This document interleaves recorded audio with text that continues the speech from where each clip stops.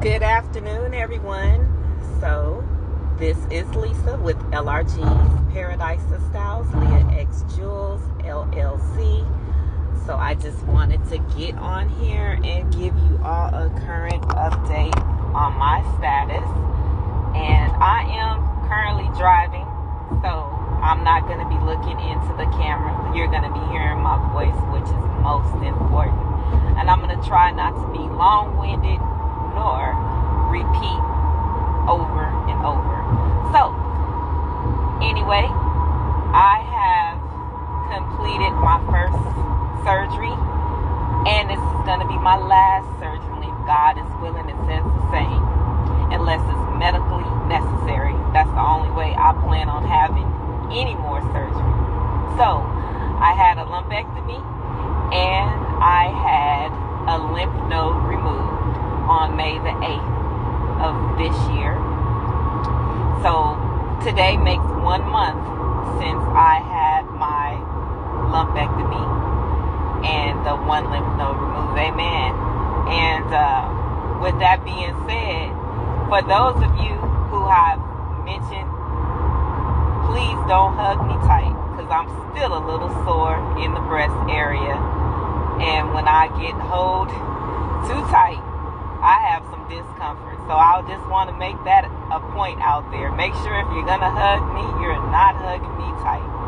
But other than that, I'm going to just move straight forward. So I went to the doctor on May the 16th to go over my pathology report from the tissues that was taken at the time of my surgery. And at the time of my surgery, they took tissues out of the lymph node, and the lymph node showed that there was some cancer cells. The cancer cells was determined that I should have further treatment, which consists of a surgery, which is a recommendation by the general surgeon.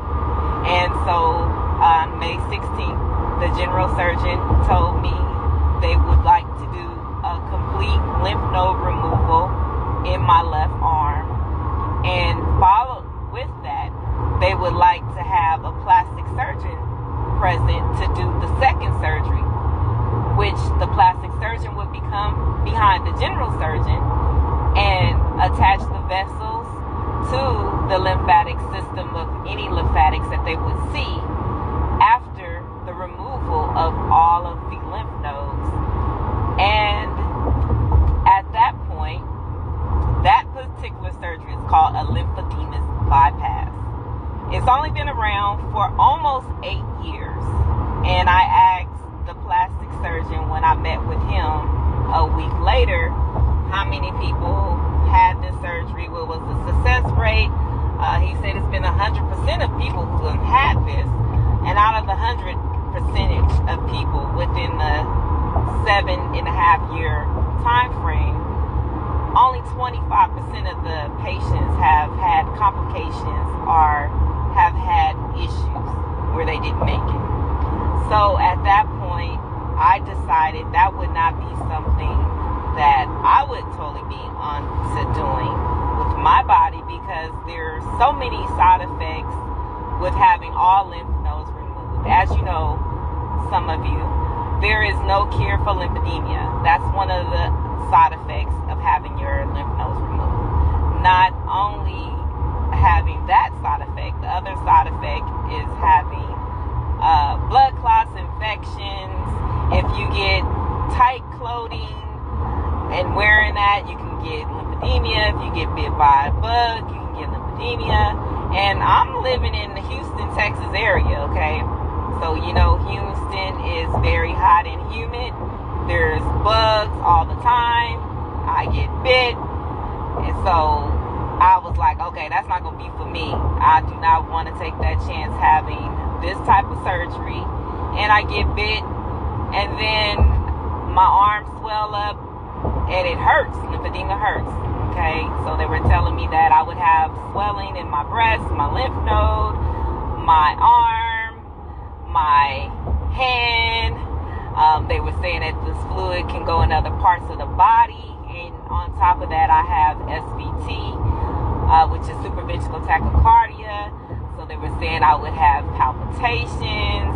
So it's a long list of things. You all can look it up. But I was sleeping on it. At first, I was going to go with the surgeon when I had met with the general surgeon on May 16th. But when I spoke with the plastic surgeon, and he went over his risk that I would have, and then he told me it's a possibility he probably wouldn't even be able to connect my vessels to the lymphatic system.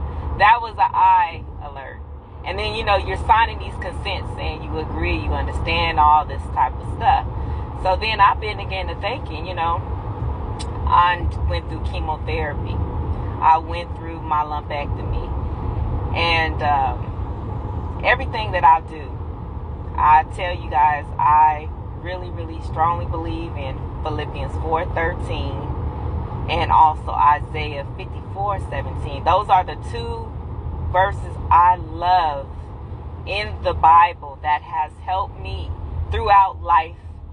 And starting at the age of 40, when I decided to start turning my life around, put my fears to the Lord and stop fearing people, because I was putting people before God, and so much was happening to me. A lot of friendships, things have happened, and it changed me, and I learned from those mistakes. So when I start focusing and believing in the word, things start happening. Positive start coming into my life. My eyes start opening. I start seeing brighter and start doing things the way I'm supposed to be doing them. So anyway, moving forward, I would just like to say I sent a message to my doctor and let them know that I'm not going to do this surgery. I'm going to follow my treatment plan, which began with chemotherapy. And after chemotherapy, it was to have a mastectomy. And after mastectomy was to have radiation treatment. All of you all know I decided not to do a mastectomy because my family history with cancer, my mom had a mastectomy, and this is the way I feel working in the healthcare setting and seeing things that go on. So I decided to have a lumpectomy, and the two surgeons didn't want to do it, so I met with a third opinion at a different facility, and that surgeon is the one who told me I need to have the lymph nodes moved. She was willing to do the lumpectomy, which I had. So I decided that I will follow my treatment plan of doing radiation treatment. So my first visit with the radiation oncologist was back in April, and my first treatment plan is going to start tomorrow. I'm going to have a simulation with the radiologist oncologist department tomorrow and do lab. And then when I come back again, I will be starting my radiation this week, which will consist of 5 days a week, Monday through Friday, and it will be 10-minute increments once a day for 6 weeks.